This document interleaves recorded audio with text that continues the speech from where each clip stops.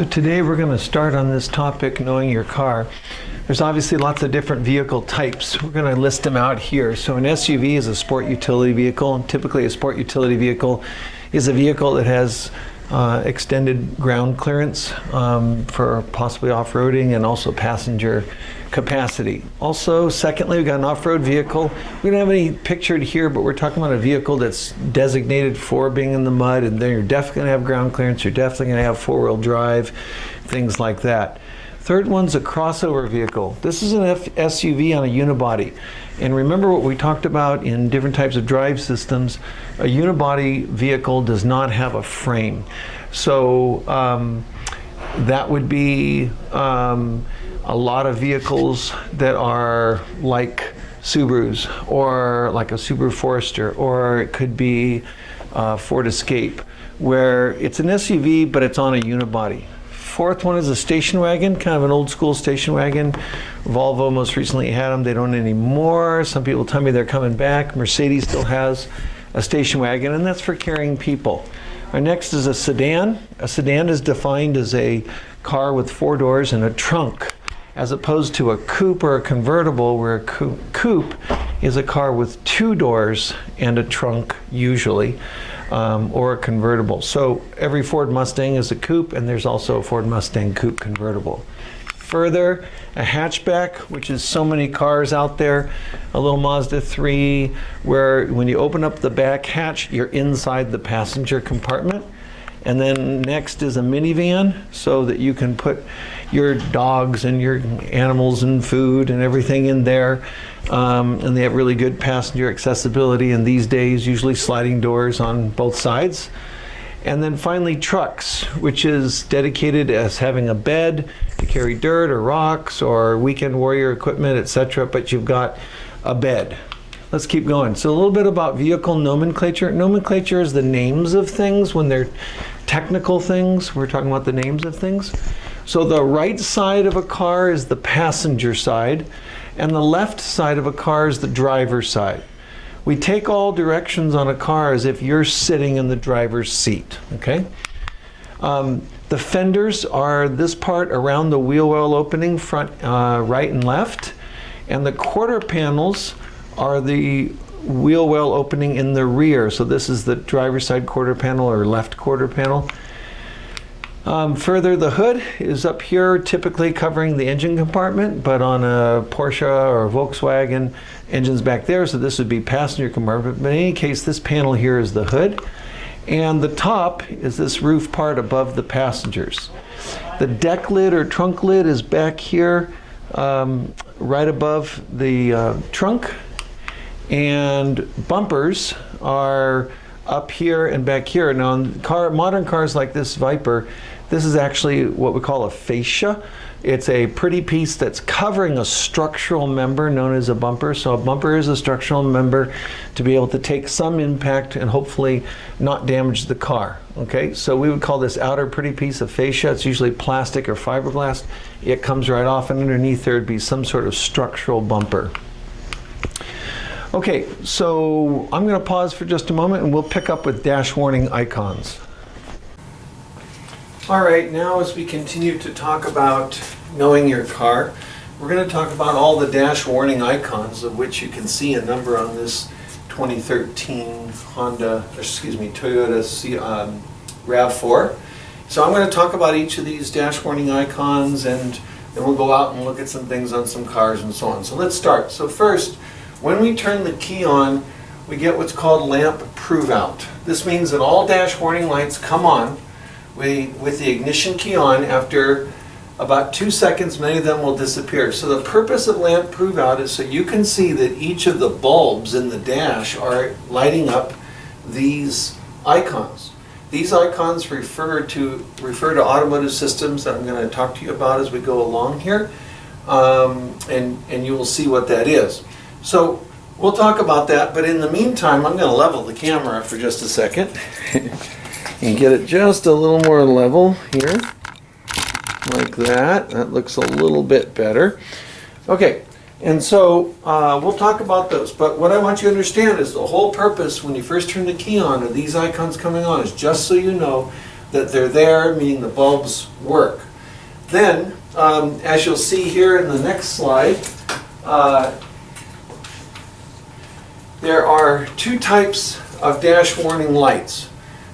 Two main types of lights. There's an amber light and a red light. An amber light and a red light. And I'll zoom in just a little bit. So those amber lights are yellow non-critical malfunction lights. So you should see that up there now. Amber is non-critical malfunction. That means that something needs to be checked out and addressed at your earliest convenience.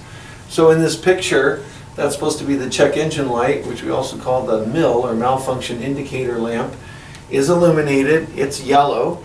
It's a non-critical malfunction, believe it or not, even though it shows the engine, and we'll talk about it more specifically. But something is wrong and we need to check it out if the car's running and this amber light is on. If the car's off and the key is on and the light's on, well, that's just lamp prove out. Secondly, we have a red or critical malfunction light. So the red light is a critical malfunction light.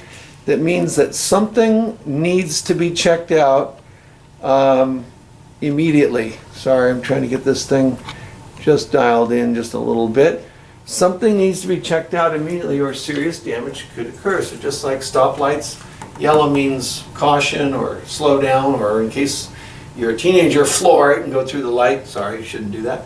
Red means stop. Okay, and I know that's hard to understand as people fly through red lights on Johnson Avenue all the time, but red means you have a critical malfunction, something needs to be taken care of at your earliest convenience. All right, so what I want to do before we talk about the different systems is move the camera over here onto the whiteboard, and just for a moment, let me talk to you about a couple of terms, a couple of automotive terms. The first one is KOEO, which means key on, engine off. KOEO, key on, engine off, and KOER, which is key on, engine running. So this is a picture right here on the board of where your ignition key would go in. We'll talk about push button start cars in just a second. And so the key is normally off and the steering wheel is locked where I have the lock position. If I turn the key backwards, many cars have an accessory position, although that's a little bit older. More modern cars don't typically have the accessory position there. Their accessory position might be here. Accessory position means, hey, we'll allow you to play the stereo while you're waiting for your mom in the grocery store or something like that, but we're not going to power up anything else. Off here means, in most cars, that nothing is powered and on yet, but the steering wheel is unlocked. Okay? Then when we go to on, this position right here, that's KOEO, key on, engine off.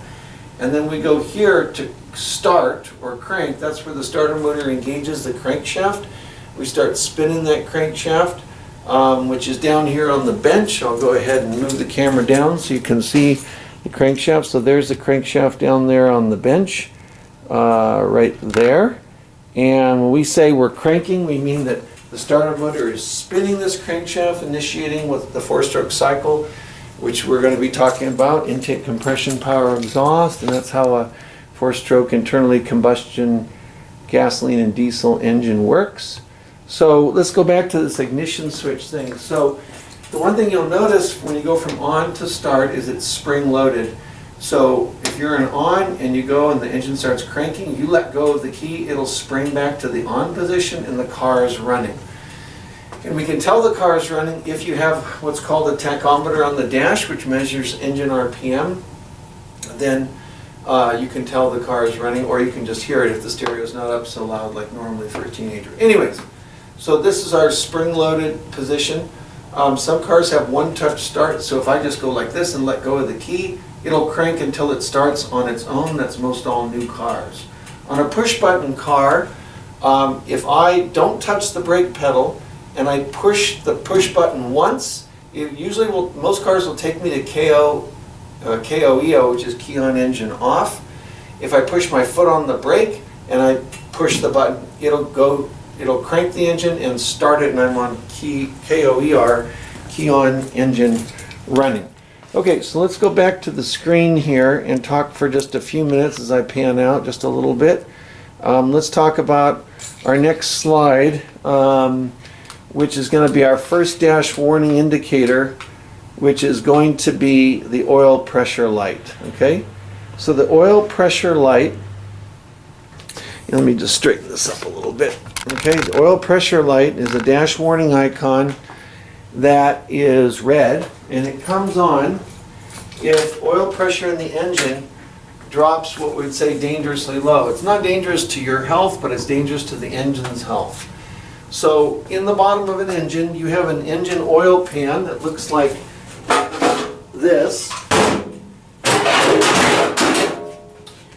And inside the engine oil pan, you've got 4 or 5 quarts of oil. It's being sucked by a pump, and it's pressurizing the oil through all the parts of the engine. So what's going to happen, and I'm going to walk over here while you guys are waiting for me, is if you don't immediately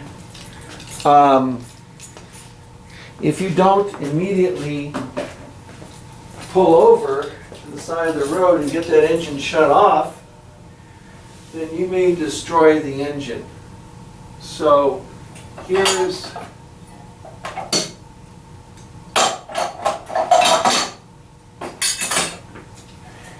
one type of oil pump that sits down inside the oil pan there. It's being driven by this shaft, and there's a gear, or I'm missing one of the gears, but anyways, it pressurizes oil to all the components. So I'm taking my pointer and I'm advancing here, and it says on my screen, we're going to shut the engine off as soon as it's safe. And what we mean by that is we got to be able to get off the road where we're not going to get hit by another car. If the oil pressure light comes on, it's wise to hit your hazard switch, the yellow flashing hazards out the back of the car. We're supposed to tell people behind you that something's wrong with my car, be cautious of me. Okay? So an oil pressure light comes on if you're dangerously low on oil pressure. All right? So that's not the level of oil in the engine. So I'm going to pan over here to this engine over here on the other side of the room and zoom way in. And some of you can see, if I can get this thing to stay put. There we go. Here's over here is an oil dipstick that I can pull out of the engine, and we'll talk about this. I can have the engine full of oil but have no pressure because something else is wrong inside the engine. So that light does not mean that you necessarily have low engine oil level, although it could mean that. But what it means is, first and foremost, that you have low oil pressure, okay? Low oil pressure. So next one we're going to go to here. Give me just a moment here. So the next dash warning icon we're going to look at here is what we call the temperature light, okay? The temperature light's going to come on if the engine temperature is dangerously high. And I apologize. When I was talking about the oil pressure light, I didn't show you that this is the oil pressure icon. It looks like a little tea kettle with a drop. It is red in color. That's the oil pressure, universal oil pressure icon. Every car has one, almost without exception. Some cars will have a oil pressure gauge, and in that case, if there's a gauge, sometimes they will not have the oil pressure light. All right, temperature light. This is the temperature light. It's supposed to be a temperature bulb and some liquid. It's red. It's a critical malfunction light, just like the oil pressure. It comes on if the temperature of the engine is dangerously high. So all cars have a liquid cooling system except old Volkswagens, old Corvairs, and old Porsches. And if the liquid temperature inside the cooling system gets too high, like over 210 degrees, it'll turn on this temperature critical malfunction light. And what you want to do is you want to turn the heater on high, and you're going to slow down gradually, and you're going to get to a safe place to stop. I'm going to explain each of these. The reason why we turn the heater on high is because the heater has a little radiator. I'm going to walk over here off the screen and show it to you. So this is a little miniature radiator, if you will. This is inside the dash of every car.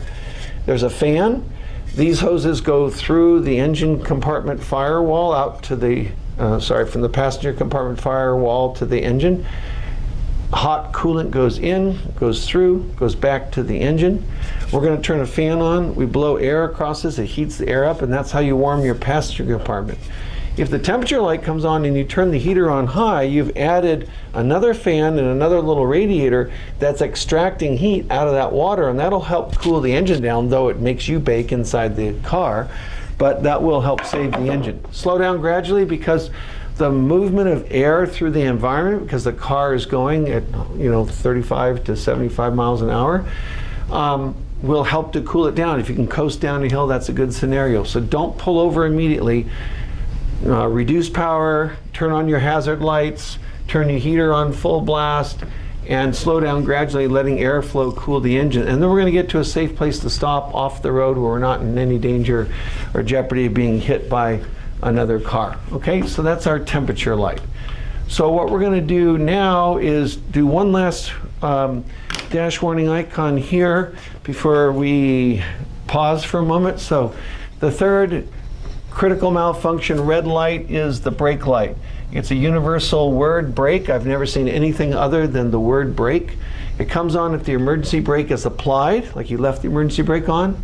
It comes on if brake fluid level is low in what's called a master cylinder. I'll be showing you that when we do our fluid level checks.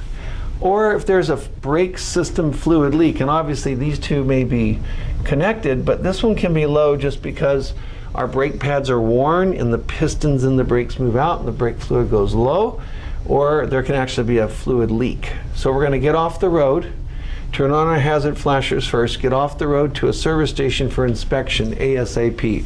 All three of these are critical malfunctions. All three of these, you need to do something about it right now. You don't pull over, see there's oil in the engine, go, oh, I can drive, there's oil. No, there's something else going on. That's oil pressure, not oil level. Many cars do have a yellow non-critical malfunction oil level light, but that's something else which we'll talk about in a little bit. So oil pressure, temperature, and brake are all critical malfunctions. We got to do something about it right away. All right, let's take a little break.